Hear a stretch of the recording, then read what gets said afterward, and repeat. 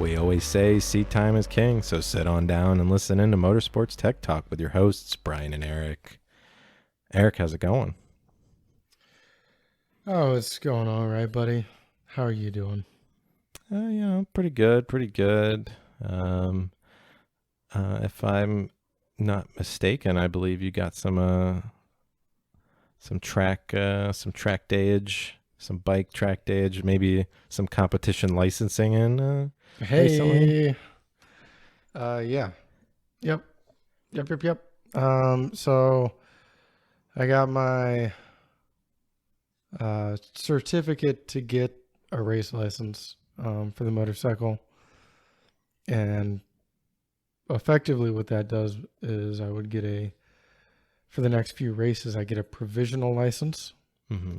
So I have to be able to complete a few races without fucking up. Yep. And then if I do that, then I can have a real boy license. Oh, yeah. Yeah, so that day was interesting. It was 12% chance of rain, which naturally means it rained almost the whole day. I didn't even go out on track for the first half because also when you're trying to get that certificate, it's a same sort of thing. Like, as long as you don't screw up, you can get your certificate. It's real easy. Just don't wreck. I've never ridden in the rain. I would honestly like to. I mean, it'll suck, right? I don't want to get my leathers wet. It'll be uncomfortable, but I think it'll be good practice, right? Yeah. Eventually, there's going to be a race in the rain. Generally, it makes you be smoother. It makes you a better rider or driver. So that's not something I wanted to shy away from. But I spent the extra money to get my race certificate. I'm not about to go out and dump it when it's wet. I'll wait, So it was noon. It warmed up, and that's when they made us do all the practice starts and pretty much the core of the, licensing thing. Right? Okay. It's the same with like most car groups, right? Like when you get your license, the thing they care about most is when you have your fake race start, maybe you do a full lap, don't have contact, right? That's the crux of getting your license. So I dried up around noon. We did those. They were just starts, So that was interesting. And then it started raining again afternoon. It even hailed a little bit. But then a little bit after that, it started to clear up. So I got some track time. All in all, like it's cool to have my certificate. It makes you feel like you didn't really like work for it though, when you didn't do anything all day. Also, the class is small enough to generally get one-on-one, like, I don't want to say instruction, but like, hey, this is where you could be better. You know what I mean? Like, this is where you're lacking sort of thing. And that didn't happen because none of us fucking went out. Right. A couple people did. Most of them did it for one lap. The guy who didn't wrecked. So, there you go. Sucks. Yeah. And, it wasn't bad. He just went down. I think the bike was fine. He was fine. But yeah, so I got that. And that was okay. If I'm going to dump out my purse a little bit, I've been a pretty solid bitch about riding. Ever since I yeeted myself off the track at Groton head first last year. Which is irritating because I put the bike back together. I fixed it and got back out on track because I wanted to avoid this exact like subliminal, slightly going slower than you should thing. I figured if I finished the track day on track, it would be good. I shouldn't have gone back out. I'm going to go ahead and say, one, I'm an idiot. B, I was concussed. and C through Z, I didn't know what was. So give me a break. Yeah. That was definitely a bad decision though, but I did go back out that day. But I've been riding a little soft since. Even when I got my race license, my lap time, I felt like I didn't have any empirical number, was slower than what I used to do before that event, right? Mm-hmm. So it's been a year later and I'm fucking slower. So pretty frustrated with that, but I went out to Gingerman last Friday for bike night.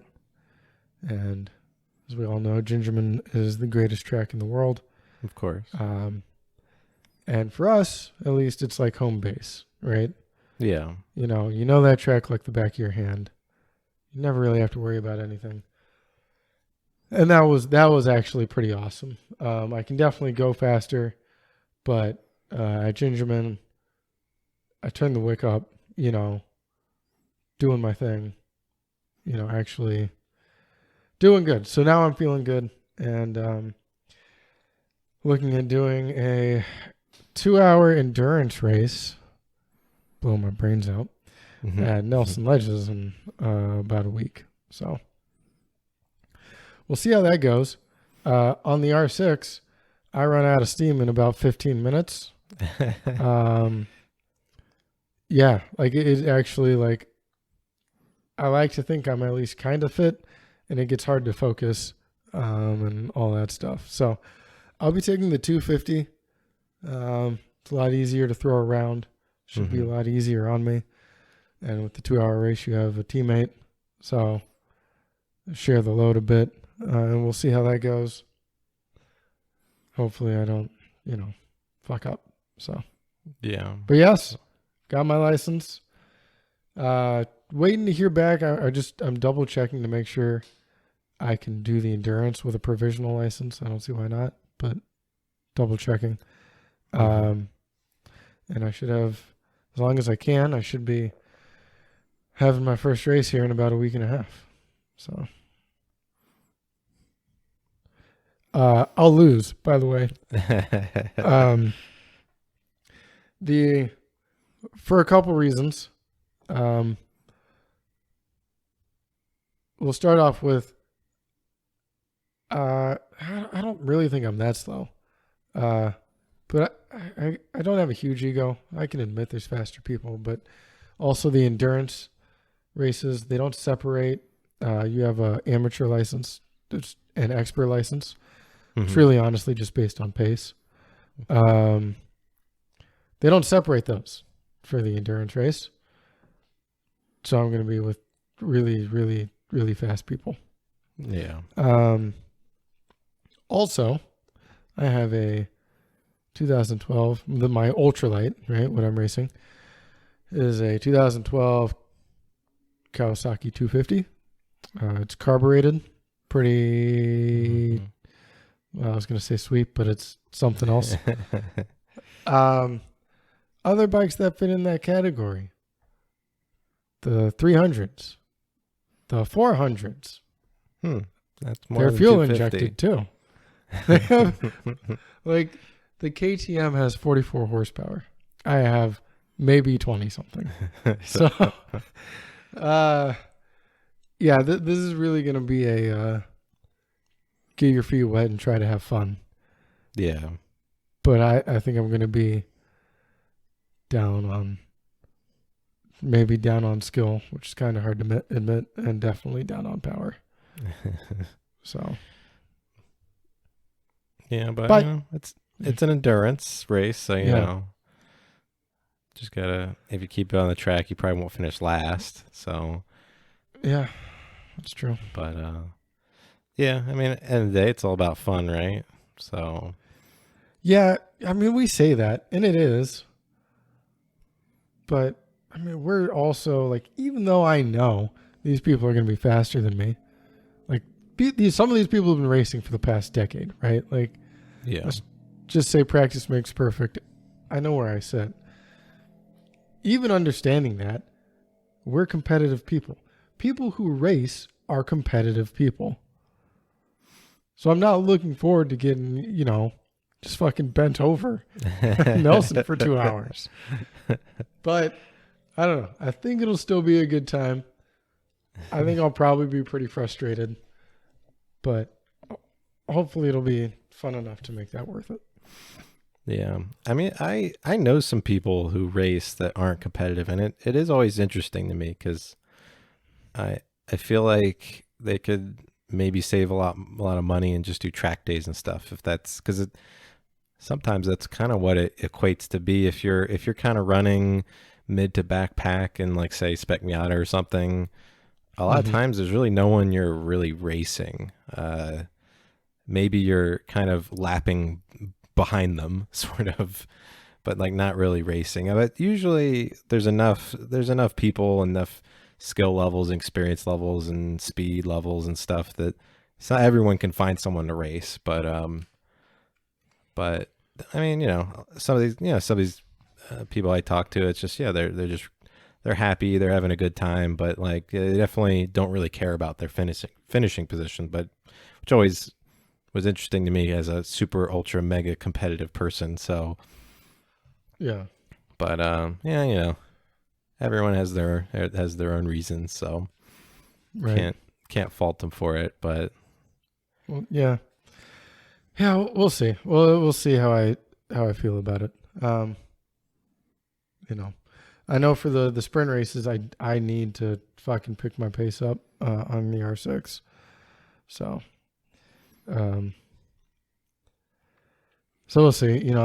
Most of the reason I got the license was to do endurance races with friends, right? So that is what I'm doing.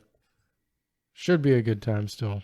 But yeah, we'll see, right? So yeah.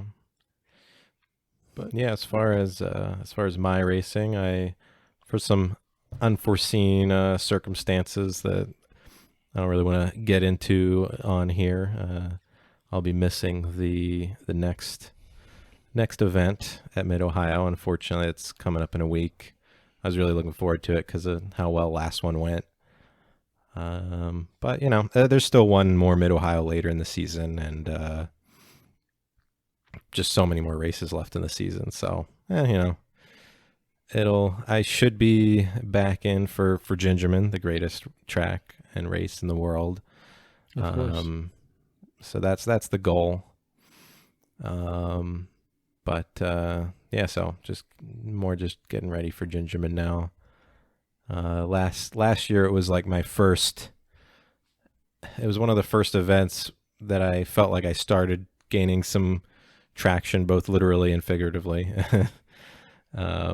And being, as you said, being our home track and being home base, like I think now that I have the car kind of dialed in, I think it's going to be pretty good there. And I think the gear ratio change will be very beneficial there.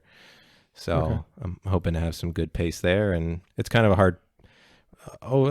hard track to pass on. So I think if I can qualify well, I should be able to kind of stay out in front.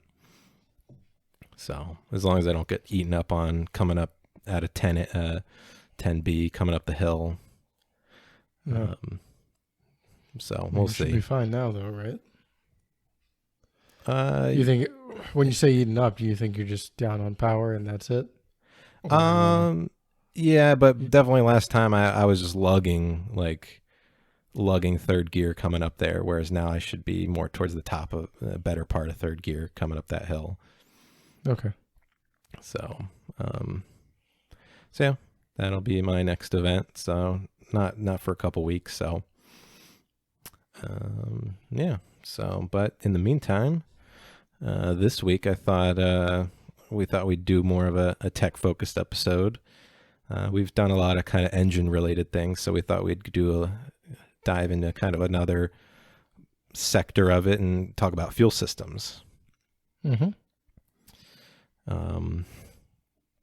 So yeah, I mean, where should we start? I mean, we could start kind of on the hardware side, or yeah, I mean, let's just start at the back and work our way forward, right? So you have your fuel cell or your fuel tank.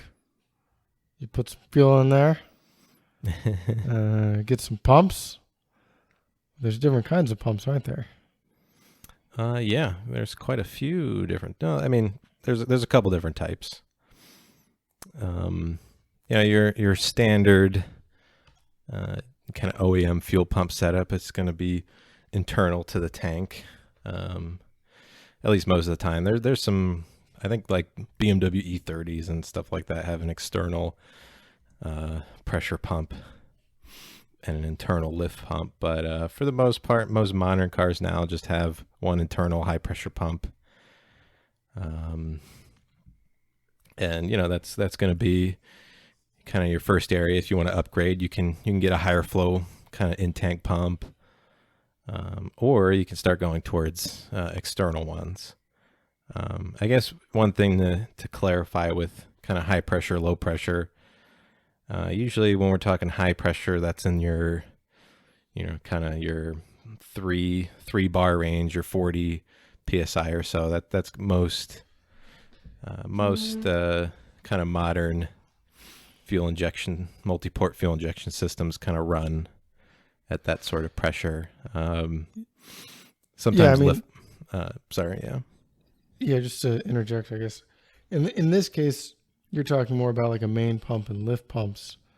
We should be a little careful because for direct injection, you have an actually high pressure pump. Yeah. Right. And those are many thousands of PSI. Yeah. Right? So yeah, maybe we should back it up a little more and just start from kind of the main different types of kind of the three main fuel system types that you'll see on cars.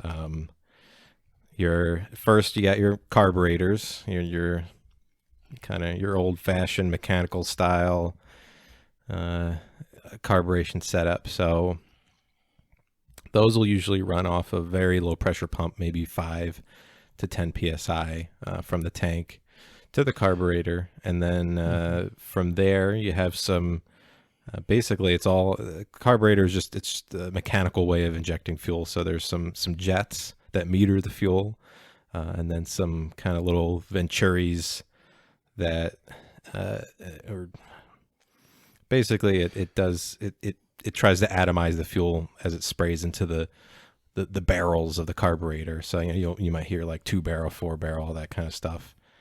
Because it's hard to describe. I mean, maybe we can draw this one later.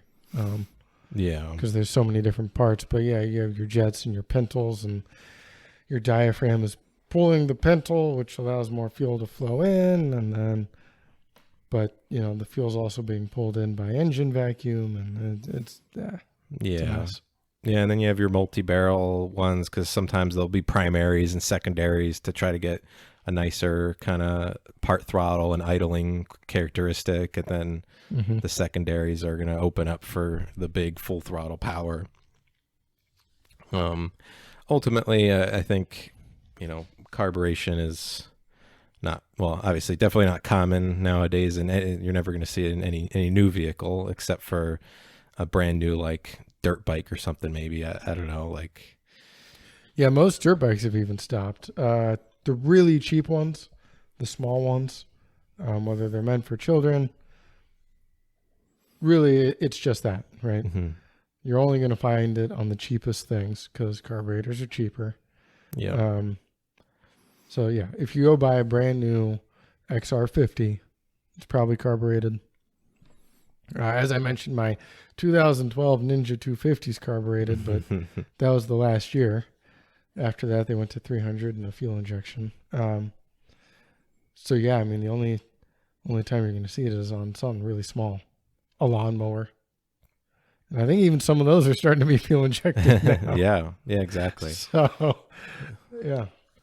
Yeah, so definitely a dying breed, but in racing, you definitely will come across it. Drag racing, it's still super common. Some forms of road racing, you might, obviously classic stuff, you're going to see it, but for the most part, you're going to see the second type of fuel injection system that we'll be covering, which is multi-port fuel injection. So the main difference here is that instead of a carburetor that's metering and atomizing and providing the fuel to the engine. We have some electronic solenoids that are controlling the fuel distribution. So the multi-port portion of it, which I guess it doesn't have to be multi-port. It could be throttle body injected, as came on my glorious Mitsubishi Starion. But still, just different idea with a throttle body injection. It's a very easy replacement for carbureted engines. So when automakers were making the switch from carbureted to fuel injected, they could make this simpler step of just replacing the carburetor with a few fuel injectors at where the carburetor was, and then didn't have to really redesign the intake manifold and stuff like that. So but that was definitely a transitional thing. The most common on most cars nowadays is going to be multi-port fuel injection, and then and the newest stuff, direct injection, which we'll get into. That's the third type, but multi-port is definitely your most common that you'll see in most cars that a lot of people will be racing. You know, your 90s, 2000s kind of cars, your Miatas, your BMW E36s, stuff like that. That's all going to be multi-port injected. So so architecturally what you have is you have these injectors, as you mentioned, the solenoids, right? And you're generally going to have one at each port, right? For your intake. So it's probably going to be sitting, on your intake manifold, pointed directly at the head, where that valve's going to open up. And on the other side of it, you have your fuel rail. So you have this pressurized fuel, which, as we already mentioned, from the normal in-tank pump, and you'll have pressure regulators and different things, but you're going to be somewhere between like probably 45 and 60 psi, and that's sitting on one side of the injector in the fuel rail, and then the injector opens. It allows the fuel to go through, and then closes, obviously. Yep. So yeah, big picture, that's what it looks like, I guess. Yeah. So like the end of the injector will have a bunch of little dots, little small openings that'll kind of direct it into a certain spray pattern.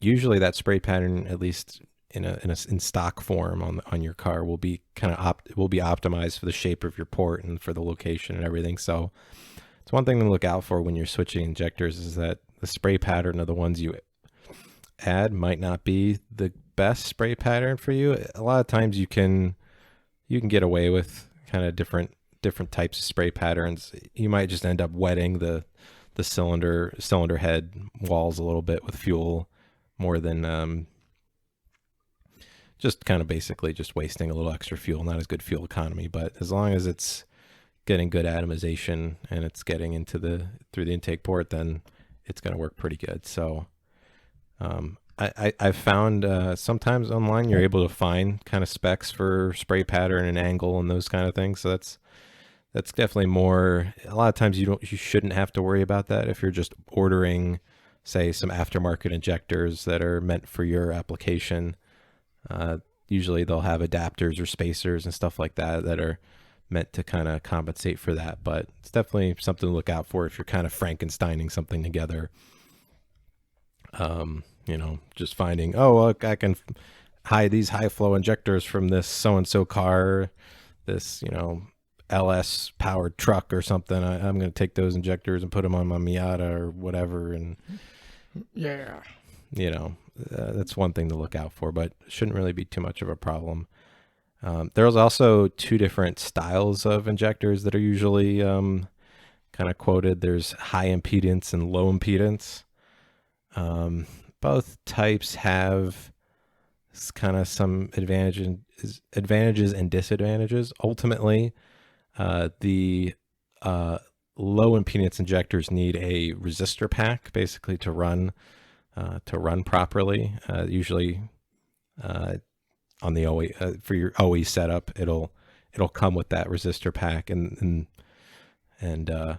those will be used to drive the injectors. And so if you're switching to a high impedance injector, then you're going to need to remove that resistor pack basically, and that's when you start getting into probably aftermarket ECUs and everything anyway. So that's when you can just choose whichever they recommend. But it's another thing to look out for. There's kind of two different overall styles of fuel injector that aren't exactly compatible with each other. So, but yeah, I mean, if you go on any fuel injection company website or whatever, they can run you through kind of the overall difference between those two.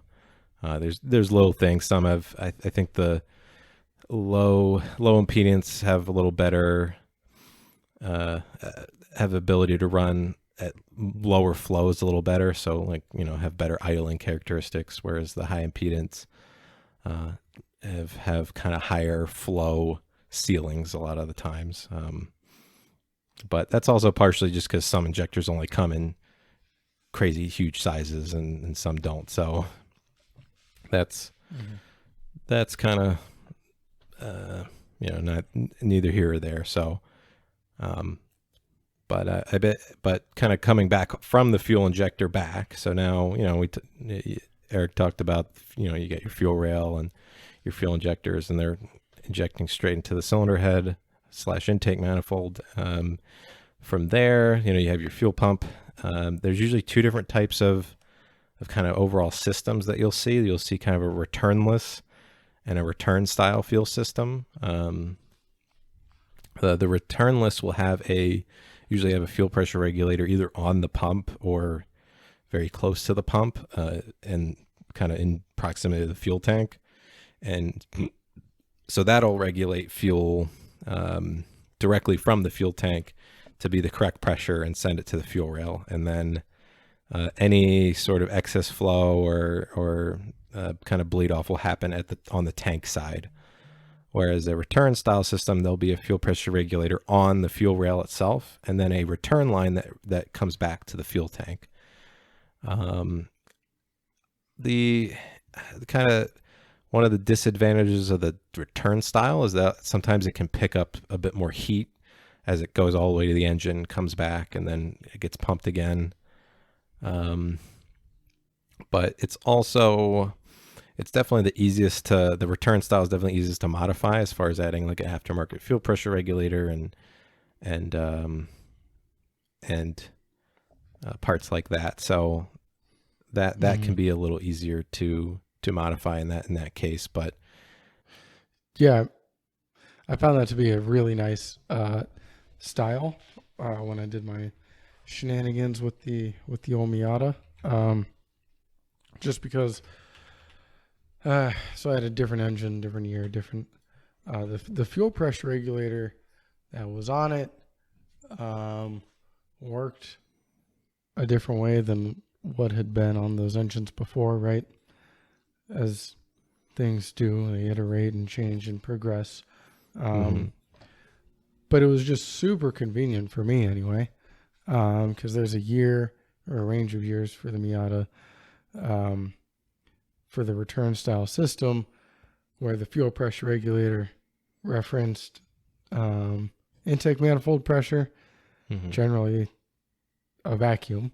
But if you're boosting it, it's still pressure, right? It's still a reference. And so it's always a set PSI above whatever's in the intake manifold. So I didn't need any rising rate nonsense or anything, right? I'd like to say it was easy. I didn't notice the O-ring sucked, so I started spraying fuel places where it shouldn't go. It was a headache, but big picture, it was 2 bolts and should have been incredibly easy. So, I do have an affinity for that style just because it's, so simple. Yeah. And I think the return style is the most common. At least it's my spec Miata has it. I know some of the later ones, I believe, went to a returnless system. But yeah, like a lot of the cars I've worked on have had a return style, so that's definitely the setup I'm most familiar with. Yeah, so I mean, like you said, with the fuel pressure regulator, I think we touched on it a little bit during the turbo or forced induction episode, where, like you said, when you have a fuel pressure regulator and it's referencing either vacuum or boost, in this case, when there's positive pressure in the intake manifold, it'll automatically adjust that fuel pressure based on that pressure signal. So, which is very important because you want there to be consistent pressure between what's in the cylinder and what your fuel is seeing, basically. So if the pressure, boost pressure were to increase inside the engine, and then your fuel pressure, it wasn't compensating, basically you have an effectively lower fuel pressure because the pressure as the fuel is being injected is higher than it is by comparison to the fuel pressure. So by having that rising rate, you're compensating for it, and it keeps everything consistent, basically. Right. Yeah, you're looking at the two pressures on either side of that injector or solenoid. So if you always had 40 psi and you went from, these aren't real numbers, but let's just say negative 5 psi or 5 psi of vacuum, that's a 45 psi difference between one end and the other. And that pressure is affecting like how it's going through the injector, and as you mentioned, how it atomizes, with that spray pattern. All of a sudden we go to 0 psi. It's just because you're getting into boost but not there yet. Or if you have 5 pounds of boost, now you're down to 35 psi. That's 10 psi different than what you were tuned for.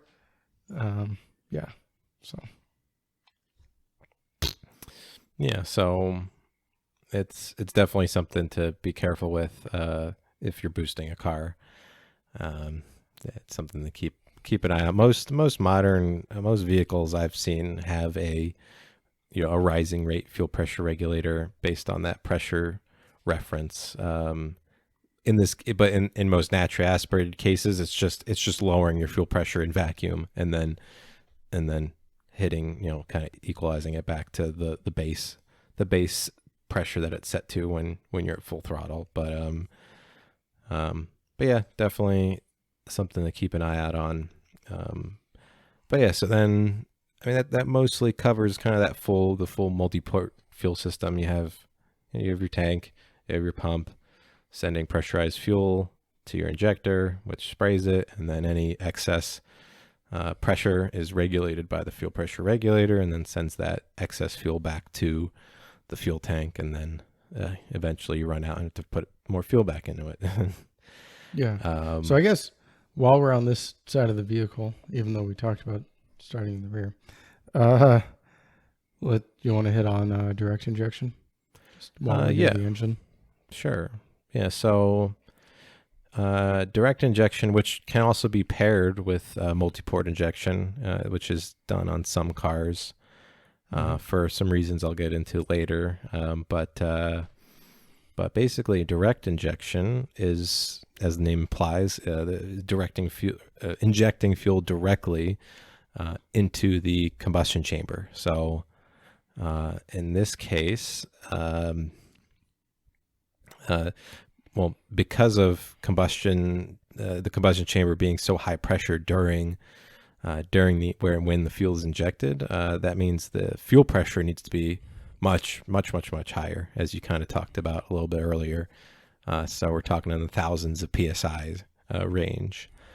And because of this, in order to get to those thousands of psi's, you're going to have a mechanical fuel pump directly located on the engine. Usually it's driven off of the camshaft, but there may be some different setups out there. But most cars I've seen it's camshaft driven. And but you still will have an electronic fuel pump, but in this case it'll be kind of acting as a lift pump to direct fuel from the fuel tank to this mechanical fuel pump, which then super pressurizes it up to thousands of psi, like maybe around like 2400 or something, if I remember correctly. And then it'll inject directly into the cylinder. So the advantages of this setup is, for one, it gives a much better control over that spray pattern, and atomization within the cylinder, because you're directly injecting it into the cylinder, so there's no kind of wetting of the cylinder walls or any kind of losses as the fuel is making its way down the intake port, or maybe there's some problems getting it to perfectly atomize and stuff. Whereas with direct injection, especially with the high pressure, it can very quickly and easily atomize it directly into the cylinder and get a cleaner burn.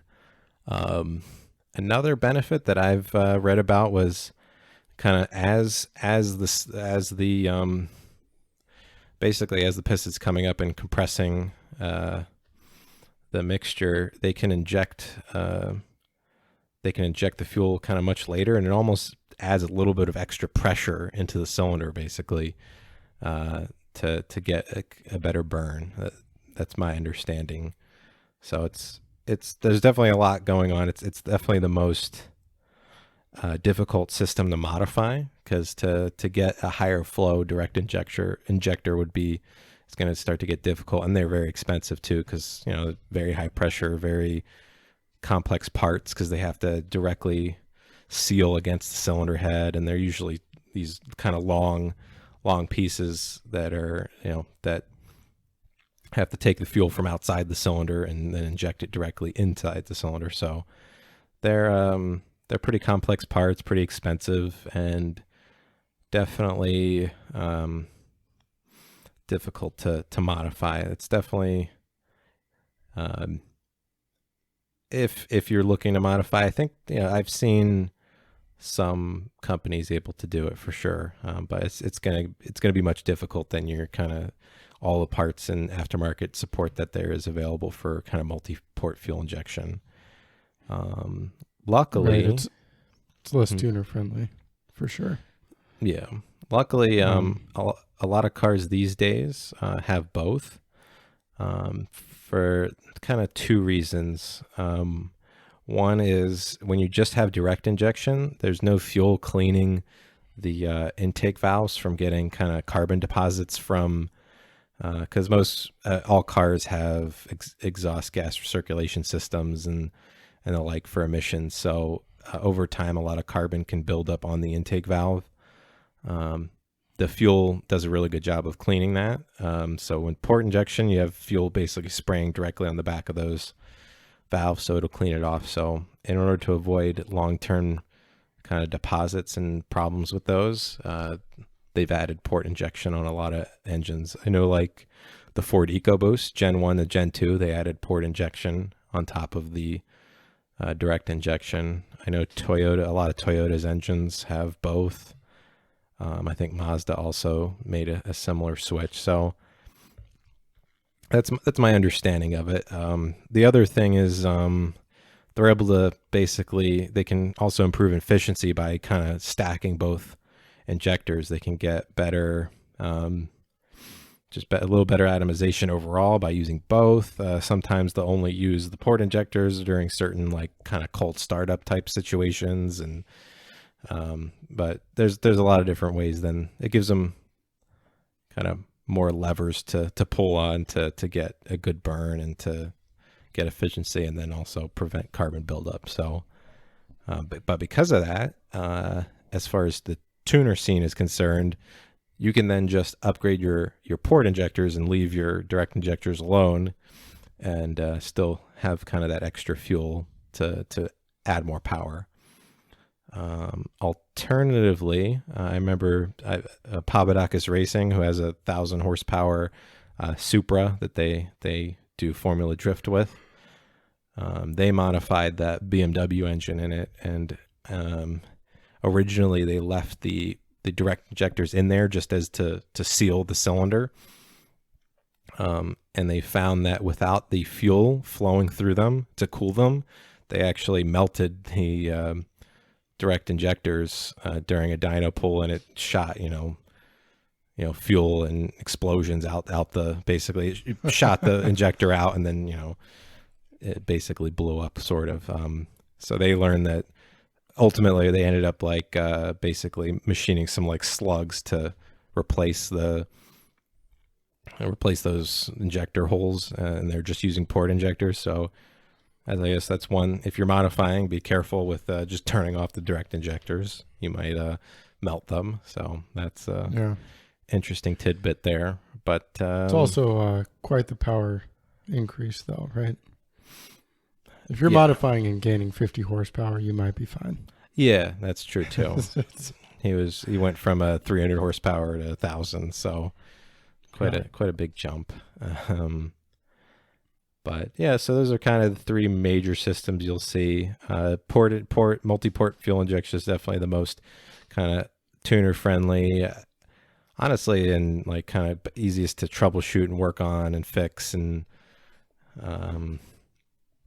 definitely my preferred setup. So yeah, those are kind of the three major configurations.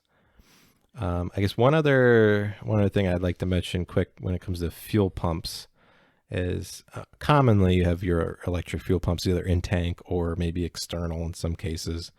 But there's also kind of another option that's mechanical fuel pumps, similar to your direct injection system, but instead having a mechanical fuel pump that is then feeding your multi-port fuel injection. So that's more mainly only used for drag racing, where they need a ton of flow and they don't want to run some giant like 40 amp pump that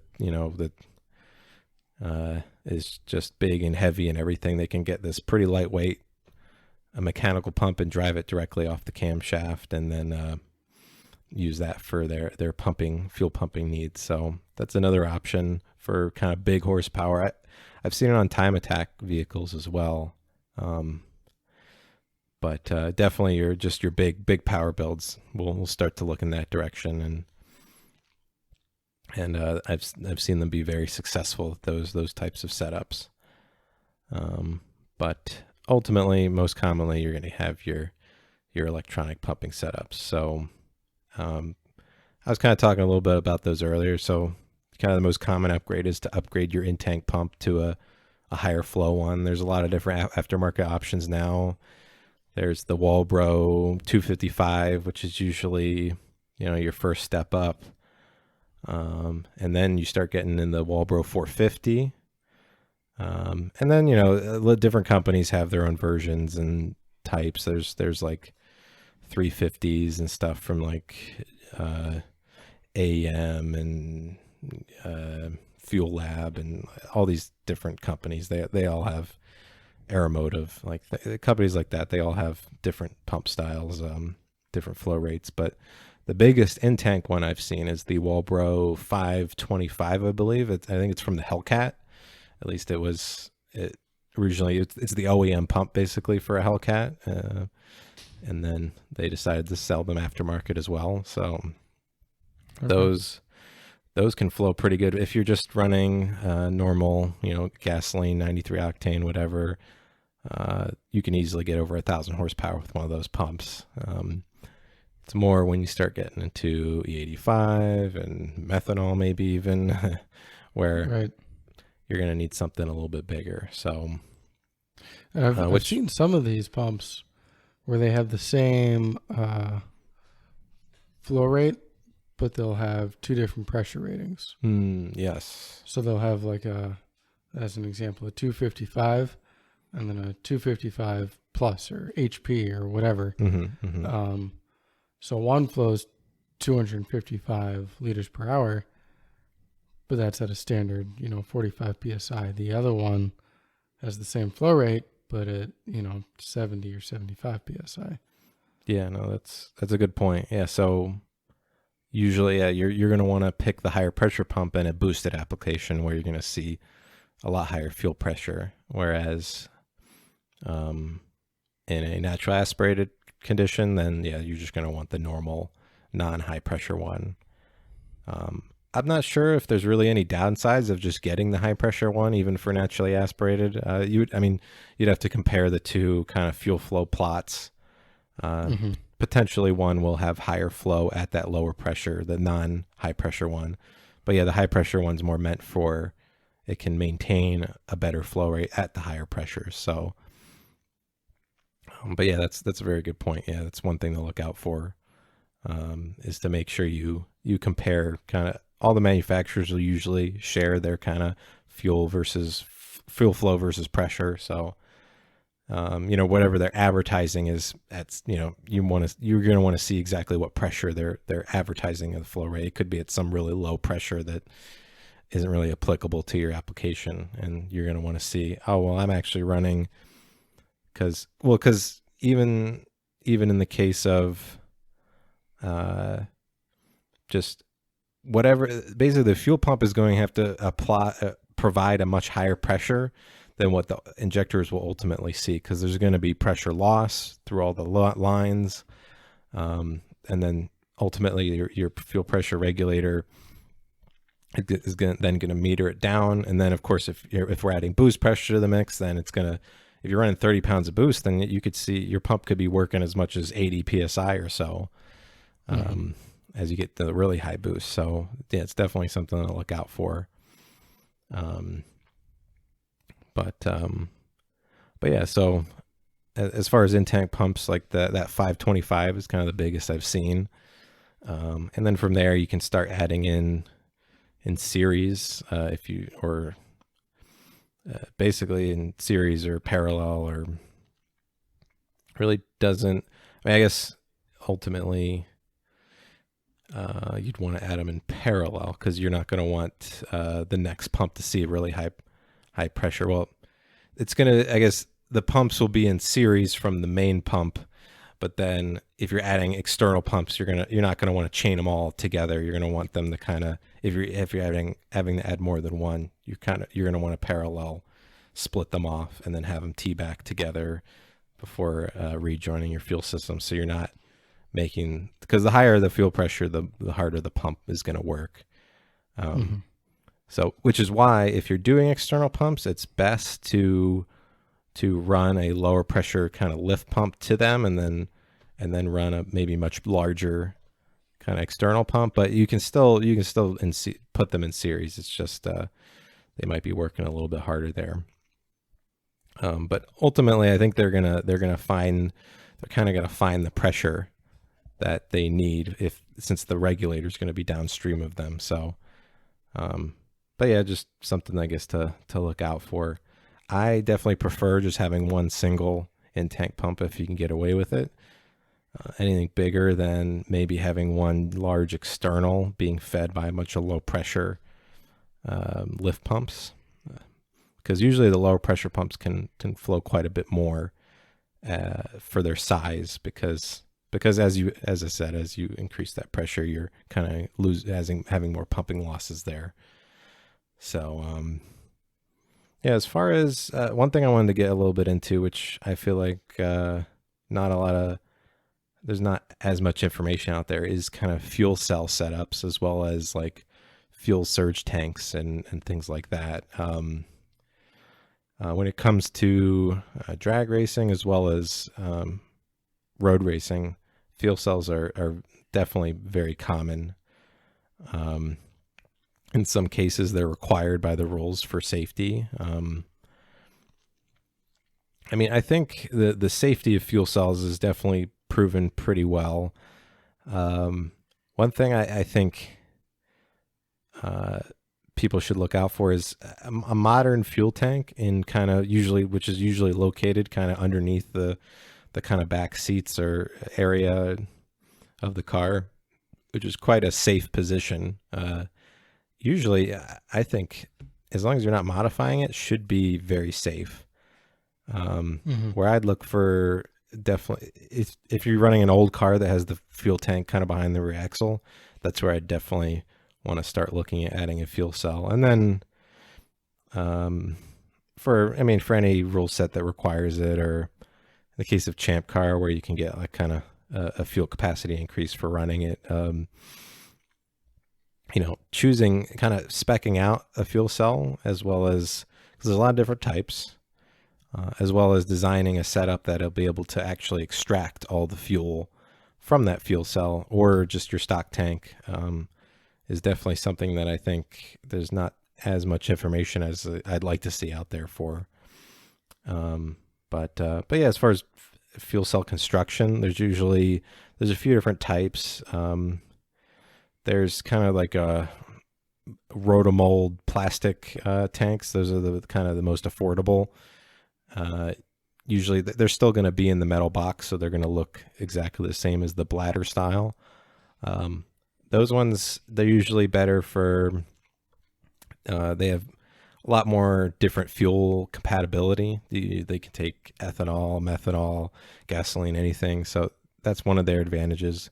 Disadvantage is that they're not really flexible. So in a crash, I would say they're definitely not as safe, but they're very thick. So usually they can take quite a bit of beating before you have any issues. The bladder style is definitely the safer option, but more expensive, as well as there's a lot of different types of bladders that will be compatible with different types of fuels. So it's definitely a little trickier if you're trying to run maybe ethanol,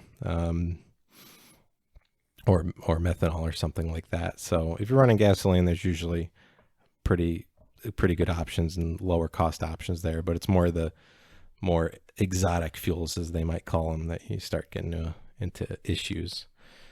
And then I think we mentioned this before. Yeah, we did on one of our Champ Car things. But I have seen the bladders, that Kevlar, is pretty stiff, but depending on the car and the fuel system and everything else, it can get pretty hot. And when it does, it'll relax. So, if you did a pump out before, just by filling it and taking it out, and now you do a pump out after a race, maybe your fuel capacity changed a little bit, not 2 gallons worth, but maybe a little bit. So, definitely worth noting, especially when, fuel capacity, fuel burn rate, these things are probably some of the most important components for strategy in an endurance race. So it won't really matter for your sprint race, but it can get pretty important for endurance races. So something to keep in mind if you're pushing that limit of your fuel capacity is, check the cell, especially if it has that flexible bladder, in the condition it's going to be tested in by tech. Yeah. So. Yeah, definitely something to be careful with. Another thing is also usually required by the safety certification is you need anti-slosh foam, which usually comes with the fuel cell. Some people might get rid of it because they think, what's this foam in here? I don't need this, but it's there for a reason. It's to prevent sloshing, which can help kind of prevent in the case of any sort of failure. It can kind of slow the amount of fuel that's going to release from it, but also it's just, like I said, just trying to prevent that sloshing. That right. Foam will take up kind of 2 to 3% of your fuel cell's volume, so that's another thing to look out for. Yep. But that foam helps, I think, in multiple ways too. I mean, what you just mentioned, but also, there's other alternatives which you might get into in a minute with like Hydramat, but as you start getting closer to the end of your, available fuel and it starts getting more empty, reducing that sloshing will help your lift pumps.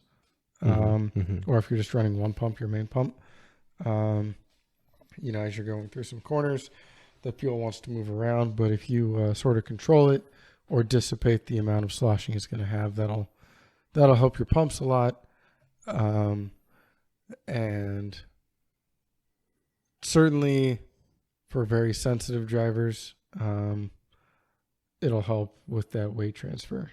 It might not matter if you're driving around a 4,000 pound vehicle in Trump car, but if you're making a fuel cell for, I don't know, an FSAE vehicle, or a small open wheel car or whatever, it'll make a big difference. Lots of times, if your tank is full, I don't know, let's just say it's 20 gallons, gas is 7 pounds per gallon, ?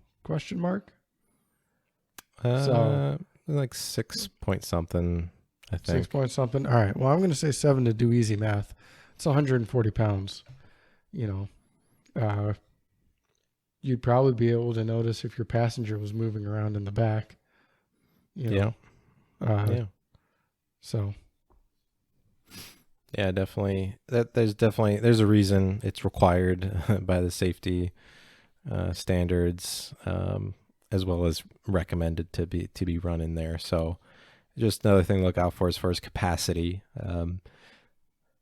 Also, that foam usually needs to be replaced every once in a while. I've heard people having problems at kind of clogging fuel pickups over time, things like that. So, something to look out for.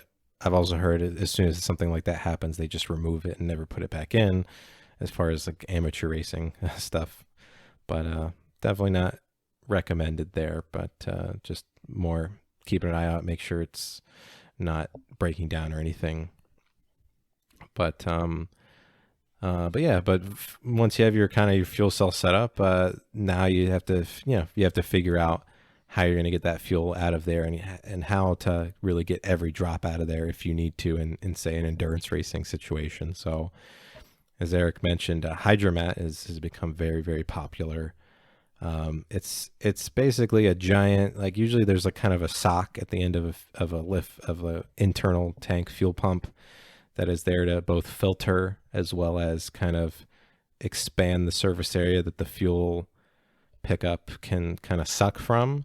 But it's basically Hydramat is just taking that and then taking it to the extreme, and you can have it as big as the entire bottom of the fuel cell, basically. Or just like they make ones that are maybe come in a few foot long strips, basically, and could maybe cover the entire back of your fuel cell in like a drag racing or road racing application, where most of the time your main fuel pickup needs to be under acceleration, where the fuel will kind of slosh a little bit back. So Hydramat can be really useful because it basically there's some pretty cool videos if you go on YouTube for it, but they'll show it's like they'll dip just one kind of corner of it into like a bucket of water, and it'll just suck it straight up, and then they'll put the whole thing in, and it'll it basically has a bunch of pores in it that if there's no fluid there, it'll close them.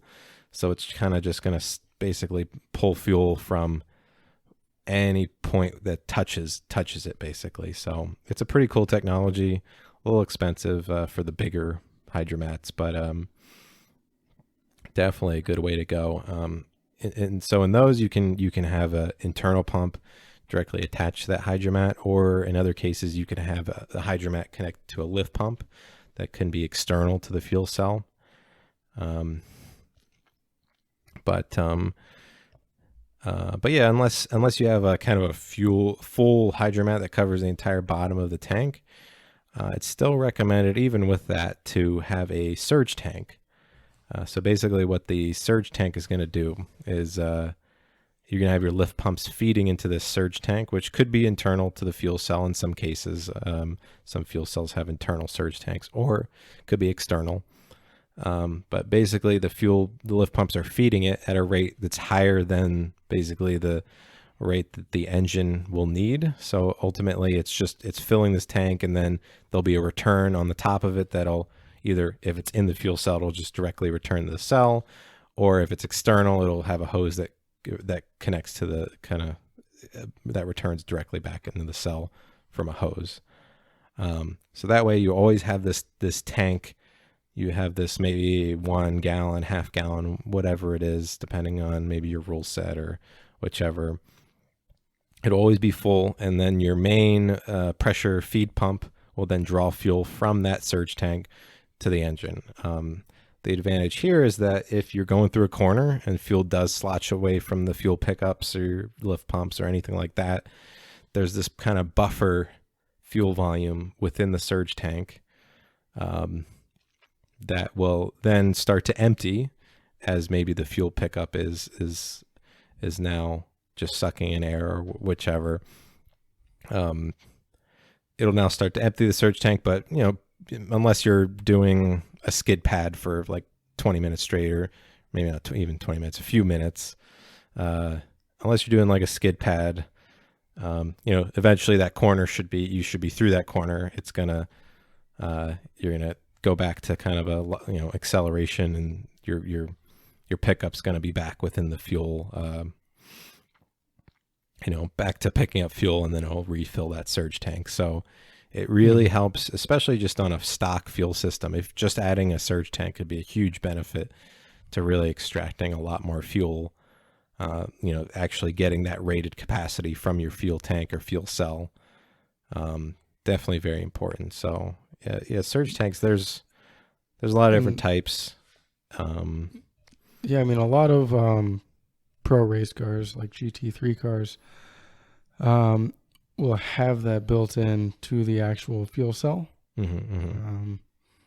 So same concept as what you're describing. It's just in the cell. And one of the other things they'll do is they'll have a level for that surge tank. So if you're GT3 or above, you can have live data from your race car, right? So you can actually see when you get into that. This sort of goes back to what we already said about, using every bit of fuel and watching the rate at which you consume it. But, you'll definitely be able to tell when you're in that tank and almost out. And you can gauge your decisions from there. So that's pretty cool. But, I think the benefits you just described are probably some of the best. And, the pros are doing it. Why not you? So. Yeah, exactly. So I think, especially endurance racing, if you're just starting out, and you want to do something, some sort of upgraded fuel system, like just adding a surge tank, which you can find on eBay for like $70-$100, something like that, definitely is a huge, big benefit that you'll be able to realize immediately. For most endurance racing, if you're not really increasing the power of your engine, there's really nothing else you need to do. You don't really have to worry about injector sizing and fuel pump sizing and stuff like that, because it'll be properly sized already. And usually there's some margin on most cars where if you are doing some slight power adders and everything, that you shouldn't need to immediately need to replace everything. But one thing to note with injector sizing is that usually their flow rate is listed at kind of 100% duty cycle, but injectors can't really maintain 100% duty cycle. They're usually going to top out around 80%. And usually you can data log that duty cycle within the ECU a lot of times I've seen. So it's one thing to look out for as you increase towards that 80% duty cycle. That's when you're running out of injector. So if you're already at like 80%, maybe even starting to approach 90%, if your injector is able to do that, but your air fuel ratio is starting to increase and lean out, even though you're asking for a richer air fuel ratio, that's when you're going to start to see that you're running out of injector. And then you also need to make sure you're not running out of fuel pump. That's usually going to manifest itself in fuel pressure starting to drop for your desired flow rate. So If you're monitoring fuel pressure, that's another way to kind of see that your fuel pump needs to be increased in size. Or if you see fuel pressure drops, it could also be that you're having fuel slosh issues and pickup issues. So it's another way to monitor that. But yeah, I mean, and then from there, I mean, the next level you might need to start looking at is if you're going big horsepower, hundreds or thousands of horsepowers. That's when you start looking at like, is my fuel line sizing the correct size? Because if you have really small lines, it's really going to make that pump work a lot harder, to the point where it's going to be a restriction. So you start bumping up your line sizes, and usually it's kind of when you buy a fuel pump that's sized for like 1,000 horsepower, and you buy an upgraded fuel rail and things like that, they're usually going to have much larger fittings on them already. So you're kind of naturally going to want to start increasing those line sizes. And then one other area that I think is overlooked sometimes is fuel filtering. For one thing to be careful with is to not put a super fine filter on the pickup side of the pump. You don't want just something that's maybe 10 or 15 micron or something that doesn't restrict the flow as much. You want to prevent just big pieces in the fuel tank from being picked up by the pump. And then before the injector is where you want to have your fine filtering. So a lot of times those fuel filters will be located within the engine bay, like kind of right before the fuel rail. At least the OEM ones, because there's OEM fuel filters that are definitely good to change if you have a really old car. It could be a little clogged up. Those are there to prevent any clogging in the injector, whereas the fuel pump can take a bit more larger particles. So in order to prevent restriction of flow pre-pump, then you just want, usually the little socks that they have on those in-tank pumps is also acting as a filter there. But if you have like kind of external pumps, then you might want some kind of more coarse filtering before those. But it's definitely something to look out for, and also making sure that your filter media is compatible with the fuel that you're using. If you're just using like those plain like paper elements, those won't last long in E85, for example. Usually you need some sort of stainless element. So yeah, definitely something to be careful with. It's definitely important for the longevity and reliability of your fuel system. And then kind of one more area that I haven't really dabbled in too much, but I've seen people have issues with it, and that's fuel cooling.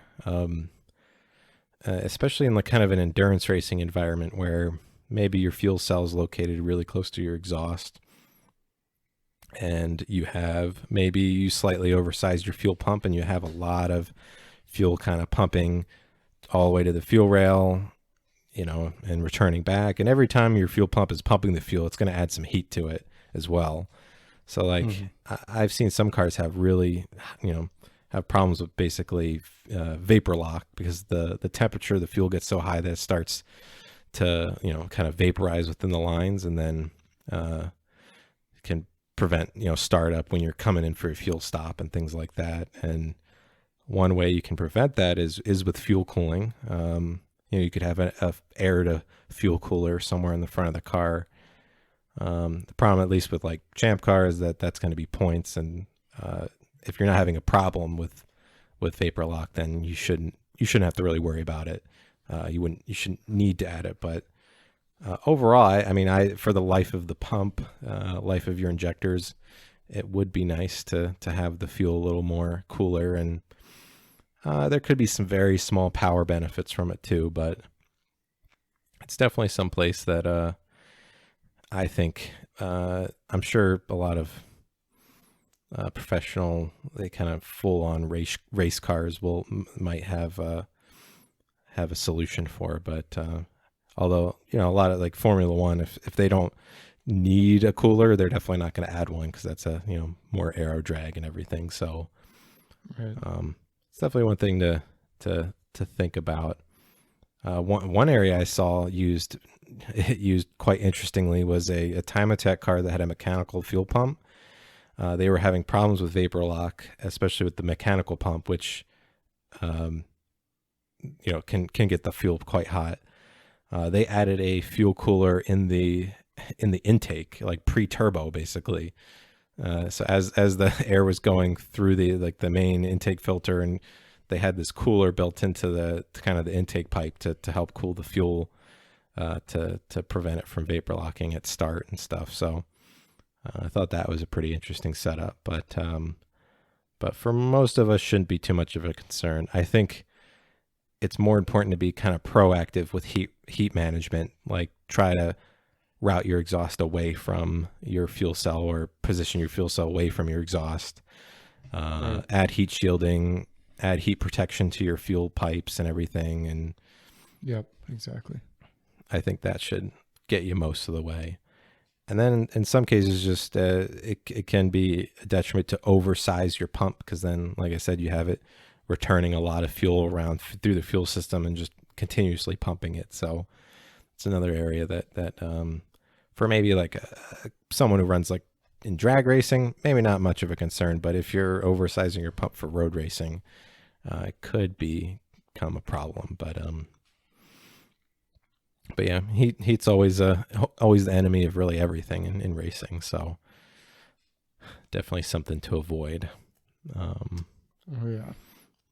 But yeah, I think that mostly covers. I guess the last thing we can talk about is types of fuel.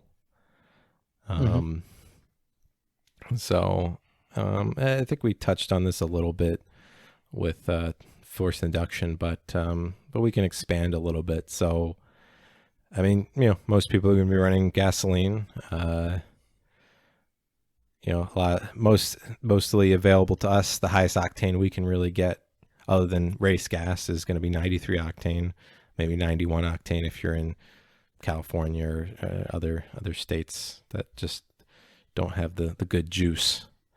But 93 octane is going to be good for most people's needs for road racing, that kind of thing.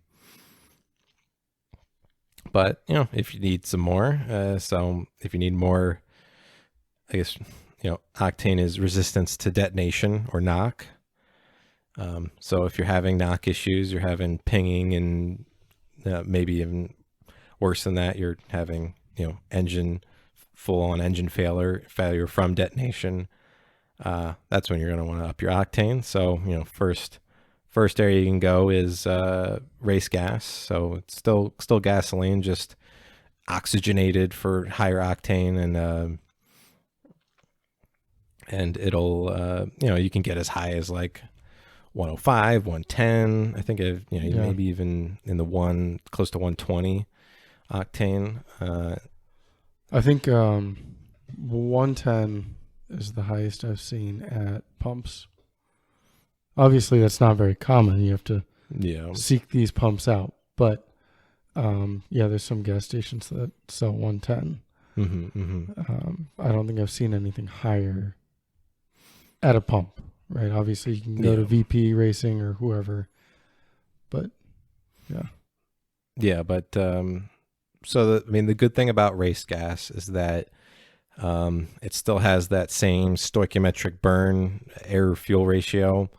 So you don't have to worry about sizing your fuel components really any differently. You just get that octane boost, you just get more power, you can add more timing, more boost, whatever your limit is, whatever your limit was before, you can start increasing those once you go to the higher octane, and then you don't have to really worry about any fuel system resizing or compatibility issues and that kind of thing. So that's definitely the benefit of race gas. The main detriment is cost. It's like $8 a gallon. Yeah, it was. I don't know what it is now.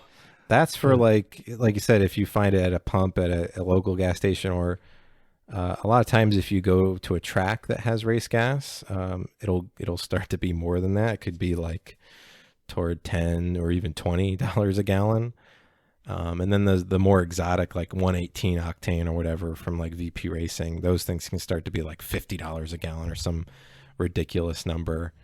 Which, if you're drag racing, you're using like a half gallon a pull or a pass or maybe a gallon a pass for like the big horsepower guys. That's not too bad. It's it's not crazy, depending on it, and it could be really big gains. But yeah, if you were to be road racing, especially endurance road racing on race gas, that's oof. Yeah, that's expensive. That's gonna get real expensive real quick.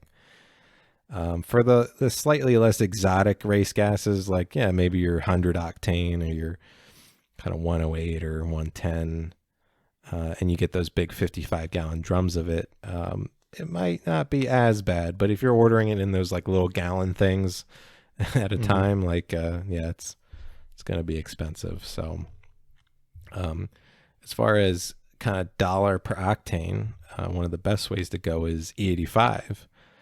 That's the poor man's race gas. Yeah. So E85 has an effective octane of around 106, and then has the benefits of the ethanol kind of providing from its lower heat of vaporization as it's vaporizing within the intake tract and within your cylinder head and everything, and entering the cylinder, it'll cool the intake charge as it's entering, and then that effectively also increases your performance and your resistance to knock and everything. So 85 is a very good choice for kind of on a budget for increasing power and octane and everything. Super popular with a lot of people in drag racing and just making big street horsepower and everything. And it's available at the pump, depending on where you are. Here in Michigan, it's almost available everywhere because of the whole flex fuel thing that GM, I guess lobbied for and everything. And unfortunately, I think it's becoming a bit more and more expensive. I think as probably kind of government subsidies go away. Yeah. There's an interesting story about that where so America's really good at growing corn. There's government subsidies for growing corn, and for putting it in soft drinks and whatever. And that whole circular thing, kind of weird, but without getting too deep into it, as we all know, flex fuel was lobbied as cleaner, and so there was more subsidies, even more, for growing corn. And then they realized that they had subsidized it so much that all these farms were only growing corn, and some of them were like the amount of corn they were growing, like size-wise, volume was bigger, so they were buying more tractors and more equipment to support it. And the Department of Energy realized, I think it was the Department of Energy, it might have been the EPA, realized, oh shit, we subsidized it so much, all this extra equipment just offset all of our emission savings that we thought we got from it. So, yes, government subsidies for that have been drying up, and it's going to go up a bit, but yeah, and still, it's not bad. But still not too expensive. But yeah, it's still, at least in Michigan, really readily available, like everywhere. I know other states, maybe not so much. I remember in Pennsylvania, there was only a few stations. So a little, it's I guess more location based. It depends on where you are, whether it's feasible for you to be running it in, say, a modified streetcar or something. If you're racing, maybe like road racing or just drag racing, it might be easier to, that where that one pump is, you can fill up before, fill up some fuel jugs before you go, and then you're good. So, it's very affordable, but the downside of E85 is due to its stoichiometric ratio being lower, which means you effectively need more fuel per air. it's around, I believe 9.7 or something to 1. Yep. Because of that, you need roughly 35% more fuel per volume of air to basically make the same power that you would have been on gasoline. But then, of course, you have a higher kind of power ceiling than regular pump gas. So those kind of compound. You need more fuel than you would if you're just using gasoline. And then now you're making more power, so you need more fuel on top of that. Because you have a higher kind of power ceiling, so you can run more boost, you can run more timing, and make more power from the engine. So you're going to need even more fuel on top of that. So that's where you need to start sizing your fuel injectors much bigger, to the point where drag racing guys that are maybe running 85 or E98 in some cases, which you can't get from just normal gas stations, but there's like VP Racing has like E98 as an option. But as they start getting to ethanol and then methanol, which we'll talk about next, you start to really, maybe you need 2 injectors per cylinder, maybe even 3 injectors per cylinder in some cases. Right. Yeah, or where you thought you might need a 350cc, you're throwing in ID 1000s just to be safe. Yeah. So, but yeah, I mean, it's a strange spiral. It's pretty sweet though, right? As you mentioned, it burns cooler. So it has a higher effective knock. Then it burns cooler, so it cools that charge. And then you're adding even more, which cools the charge even more. It's somewhat of a spiral, and you just keep getting more and more benefits, and maybe using more and more fuel, but whatever, more power. But yeah, it's pretty interesting, circular logic sort of thing.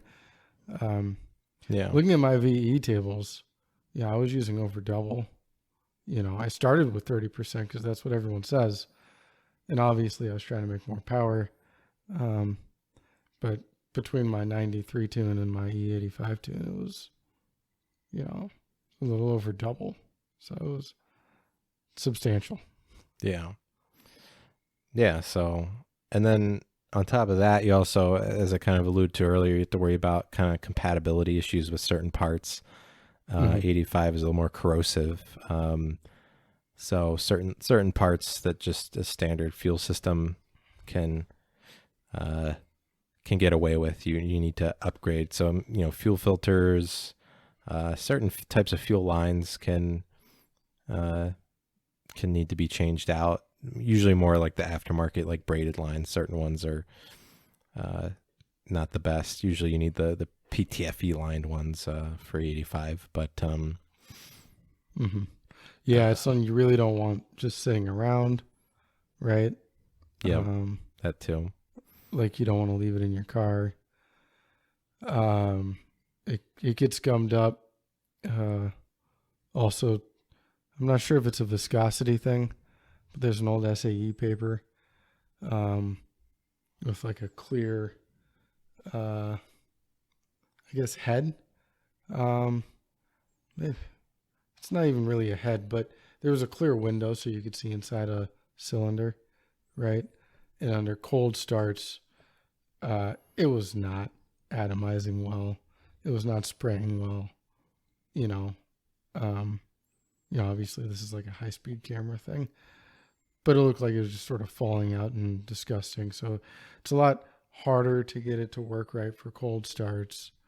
There are some tricks to it for sure.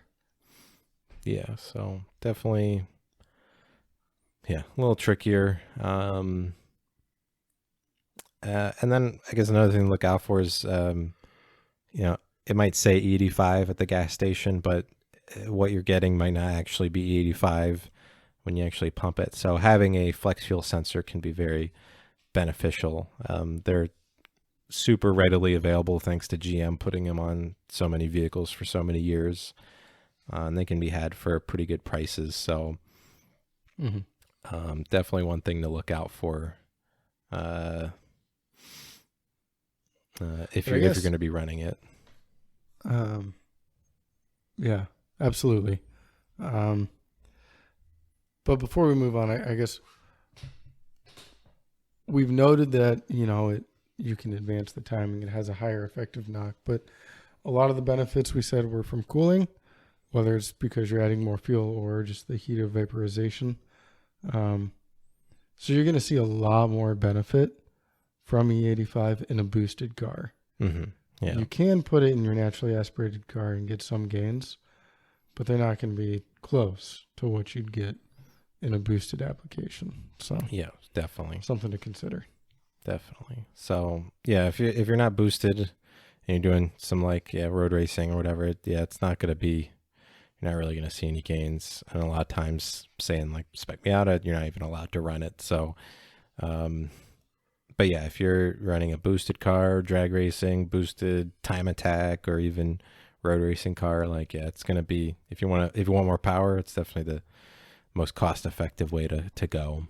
But for say endurance racing, as we talked about, the fuel burn is going to be, 30 to 40% more, especially now if you're making maybe not 100 more horsepower, whatever, it's going to be even, much more burn rate, and you're going to run out of fuel much sooner. So if you have the capacity to run the amount of time you need to run, then you'll be fine. But otherwise you'll be stopping in for fuel a lot more often.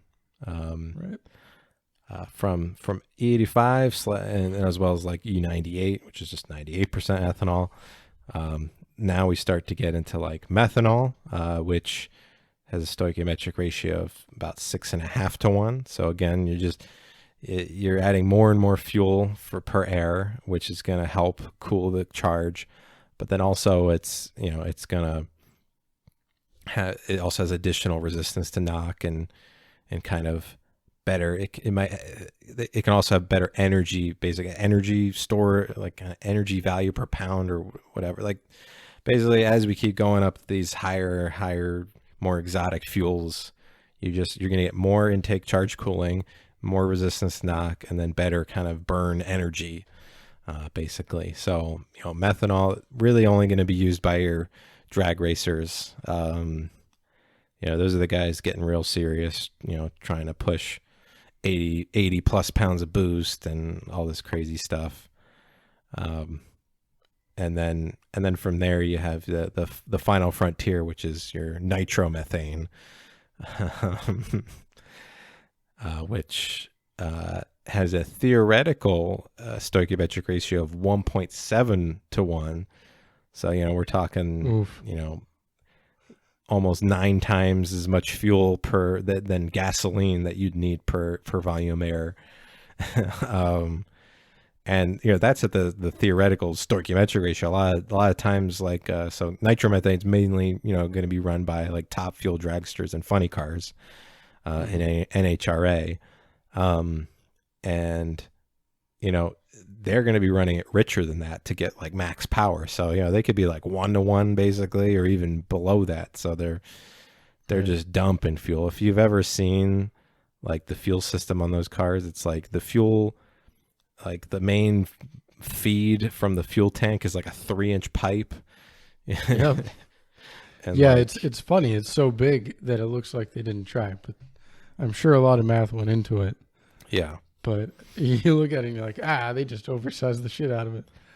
But they just have garden hoses going to every fucking cylinder. Yeah, exactly. It's not even an injector at that point. They're just pouring it in with some garden hose fittings or whatever. Not really, but that's what it looks like. Yeah. They are, interestingly though, they are really on that limit of Hydrolock with so much fuel. Mm-hmm. Right? It's not uncommon.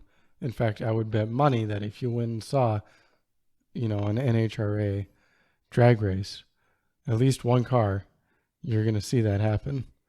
And parts are going to, go to the moon. So it's not uncommon. Yep. Yeah. And whenever you're,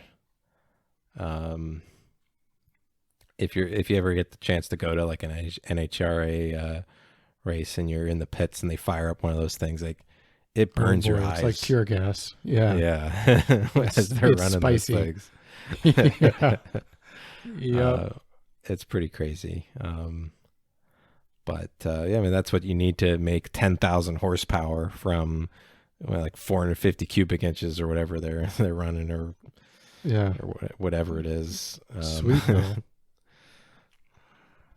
So yeah, it's I don't think we'll ever see it in time attack or road racing or anything, but no, they use their entire, like, I don't know how big it is, 3 to 5 gallons. Probably more than that. It's got to be more than that, yeah. Yeah. And they use all of it in the pass. Yeah. Yeah, it's got to be more. But I don't know, man. Something to be said for machines that accelerate faster than, anything else. Like the space shuttle or whatever. That's slow. Rockets, slow. Boo. Yeah, this is saying 17 gallons. Yeah, there you go. So I don't know if I imagine they don't use exactly 17 gallons in a pass, but I imagine they don't want to hold any extra if they don't have to. So they probably use like 15 or something of that. Yeah, let's say 15 and like 15 not gallons even a full per quarter mile either. Yeah, 1,000 feet. Per 1,000 feet. Yeah. Yeah, so I mean, yeah, if you were running that in like endurance race, you'd probably have to have a freaking tanker trailer on your race car. Yeah, you would. Maybe a time attack. I think it could be feasible for time attack. You put like a 30-gallon cell in there. I mean, you wouldn't be running 10,000 horsepower, right? Maybe you're running 1,000 or something. But from like a little 2-liter engine or smaller or something, boosting it to the moon. Maybe you have a 30, or maybe you need like a 50-gallon fuel cell or something. But if you could run a lap on Nitromath, that'd be pretty badass. That'd be sick. I mean, big power gains. So I'd like to see at least them try methanol, because I know they'll use like either kind of race gas or E85, but like I want to see them use just straight up at least like methanol. That would be badass. It'd be pretty funny. But yeah, I think that covers really most fuel system stuff. I'm sure there's little things here and there that we're missing, but kind of general, your overall systems. We didn't really talk carbs that much, but that's because, I don't know, we don't really like those. Well, yeah, I mean, listen, there's a lot of carb fanboys out there, but if you've ever actually had to deal with one, it sucks. Oh, it's cold outside and you can't choke it enough. Well, better go get the starter fluid. It's fucking garbage. Yeah. It's great to appreciate your roots, I guess, and where you came from. And it's cool how they work. We can definitely like draw a diagram and go through it. Like they're neat, but in practice, I don't want to have one. Yeah. If I can have this other system that gives me the amount of fuel I need, rather than like my best guess, right? Yeah. You're turning screws, like adjustment screws, or if it's a big change, you're going to change the jet. Maybe if you have a race carb, you have different cuts in your pintle so you can change the offset. I mean, those are still pretty big steps. Like, no, fuck carbs, dude. Yeah, I mean, I never really had any problem with the multi-port fuel injection as far as like complexity or diagnosing things or tuning. Like, it's super easy to tune. I mean, with modern oxygen sensors and everything, it can all be, basically self-learning at that point. And self-compensating, and I don't know, like, yeah, you can get to a point where it starts to get a little crazy once you start looking at multi-port injection combined with direct injection and a bunch of other stuff. It's, but for your standard kind of basic fuel injection systems that aren't, because one thing to look out for is older multi-port injection systems might still be, they might be, it's kind of, they're not, I can't remember the term, but basically it's wasted fuel, where it will inject fuel basically at every engine rotation, and so some fuel's just kind of not going actually in, through into the cylinder that's going to be igniting at that point. Those setups. That's some really old stuff, but yeah, you just have you're limited by the outputs, generally from like your ECU or something. So it's, if you had a 4-cylinder, maybe 2 of the injectors would be tied together. Mm-hmm. So they're not all going all the time, but one of those 2 is spraying when it needs to, and the other one is also spraying because it's getting the same signal.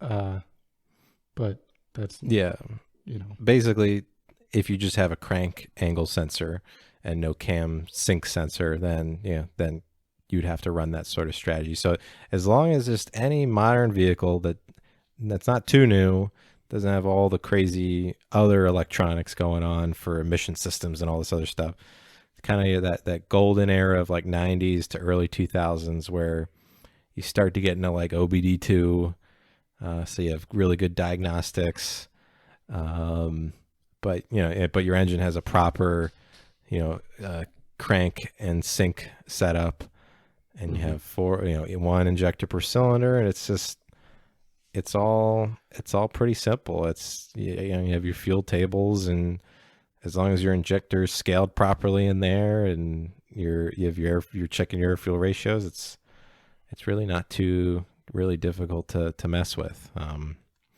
Right. But yeah, I mean that's just that's just me. That's what I'm comfortable with. I'm sure some people are more comfortable with their carburetors, and they can look up in the sky and see, oh, there's a cloud overhead, we should adjust the jet or adjust the let's quickly turn that screw like a quarter turn real quick, that'll get us that extra 3 horsepower, whatever. And I don't know. Yeah, I mean there's some old wizards that are great with carbs, but the thing is, like, if I have an OBD2 sensor, you're not going to be better than me. Right? I'm reading the amount of oxygen in the exhaust. Like, best case scenario, you're as good as. Congratulations, I guess. So, I agree. The late 90s, I think, is the golden era because it's before, too much complexity or security systems in the car. And obviously there's ways to circumvent that, but for your average tuner, I think that the setups in late 90s cars are probably pretty much the best. Yeah. Easiest to work on, easiest to find parts for, lots of different tuning options. It's definitely a very nice sweet spot, I think. But yeah, I think that definitely covers it. If you think we missed anything or you have any questions, feel free to reach out to us at our social medias, our Instagram or Facebook at Motorsports Tech Talk. It's also a great place to see when we put out episodes. Like, we took a few weeks off recently. So, I posted up there about that. I was a week late on that, but if you're curious and you don't know why new episodes aren't popping up in your iTunes or your Spotify, that's one place to look to you can either reach out to us or we try to update it as much as possible. But otherwise, thanks again for sticking with us this long, and we hope to talk to you guys again soon. See ya.